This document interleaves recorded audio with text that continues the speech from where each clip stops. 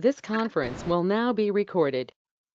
Hey everybody, it's a little bit after 2:30 on Wednesday, so it is time for our Monday through Thursday 2:30 podcast. We had a little bit of technical difficulty getting started today, until for whatever strange reason, if I turn my phone off and turn it back on, then the world is aligned correctly, and we can proceed with the podcast. I have no idea why, although I will admit my phone is getting older.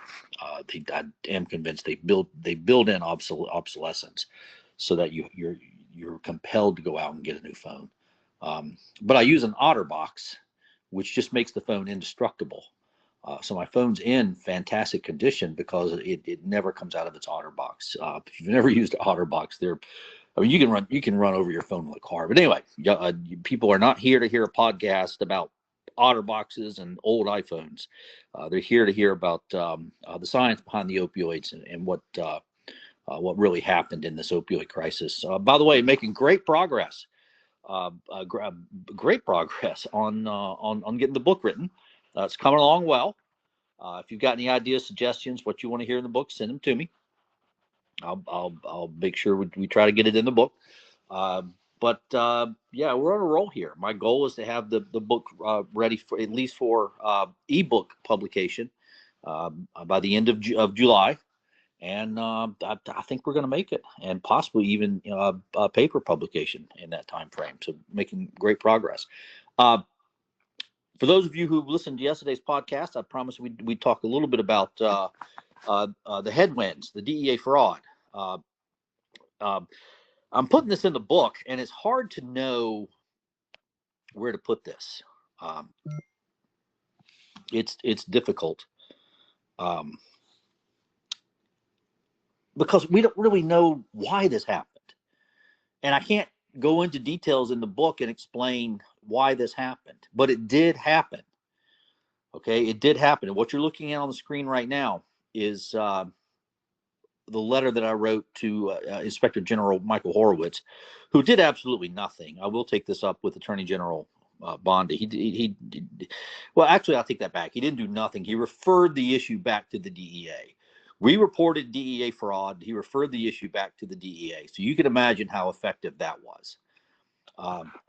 And I'll show you the fraud, Alex. If you'll jump ahead to the next page, I'll show you the fraud.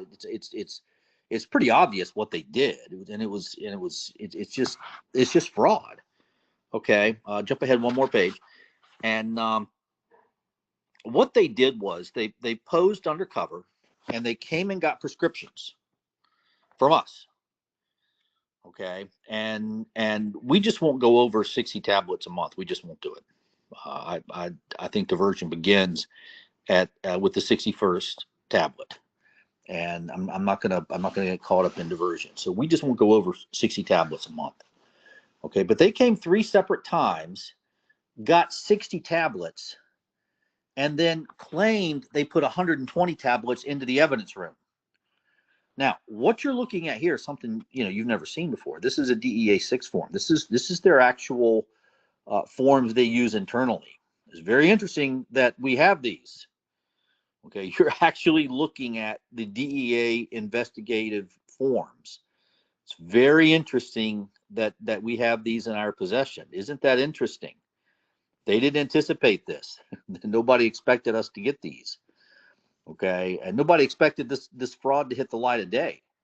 Okay, but you can read through there. Okay, we'll take the one on top, custody of evidence, Exhibit 1. 2 bottles, each containing 60 tablets. So 120 tablets. Okay, and then the one below it, again, exhibit number 4, 2 bottles, 120 tablets. And Alex, if you'll jump ahead to the next page, okay, they're claiming they put 120 tablets in, but here's the problem. The prescriptions were for 60 tablets. There's the prescriptions right there. And more importantly, the pharmacist put 60 tablets into the state database. Okay, so this was all against Dr. Henry Emery. That's who they want to frame. That's who they're after here. Okay, that's who. And they indicted him. He's under indictment. He's under arrest. Supposedly there's a trial coming up. I don't think they can go to trial if this evidence is fraud. That's my opinion. Okay, so you're actually looking at the prescription. Look there in the middle of the page. That's a prescription. That's an electronic prescription. Okay, and you'll see it says both those prescriptions say 60 tablets. Okay, we won't go over 60 tablets. Both those prescriptions say 60 tablets. Okay, and then look down at the bottom there. Okay, that's the North Carolina State database. That's created by the pharmacist. And you see right there, quantity, QTY, quantity, 60.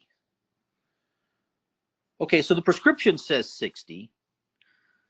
The pharmacist says he gave out 60, but the DEA agents on 3 separate occasions, they claim they put in 120 tablets into the evidence room.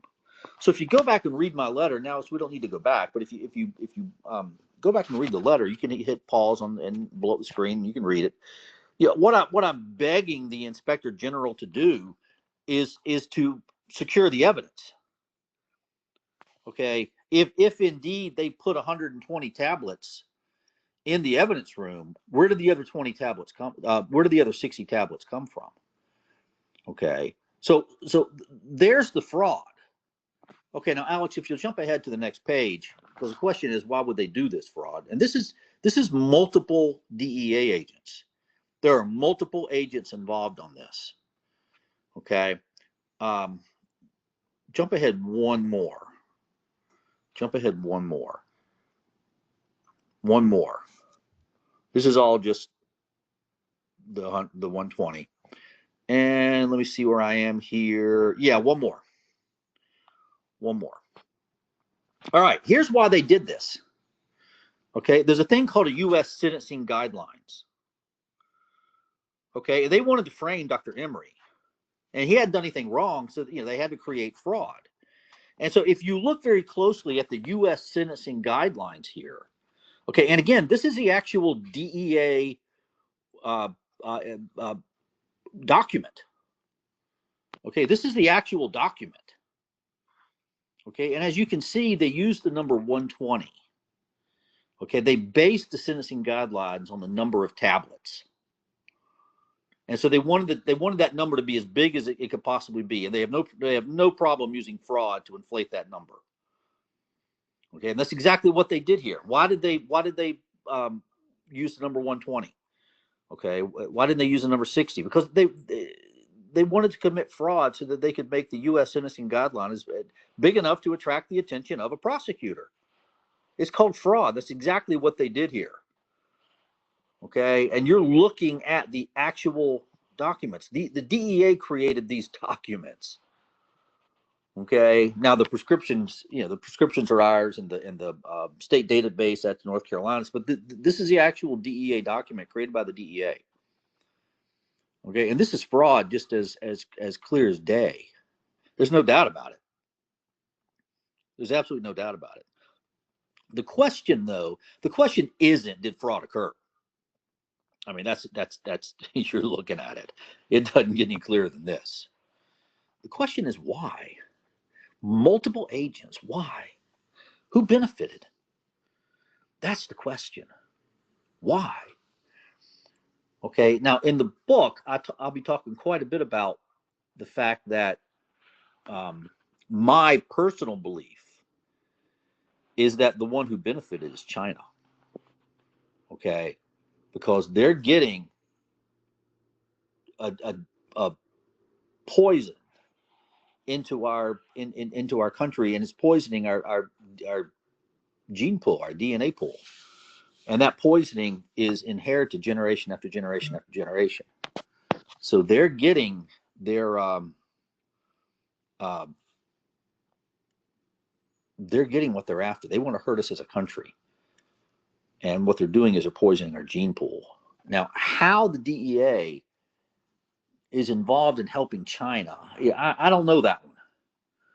Okay, but it's pretty clear, and by undermining the credibility, and that's how we got started on this. They undermined the credibility of myself and Dr. Emery as researchers, and frankly, our research has never been published. And this is how they did it. They did it by creating fraud, and then they went to the media and shared the fraud.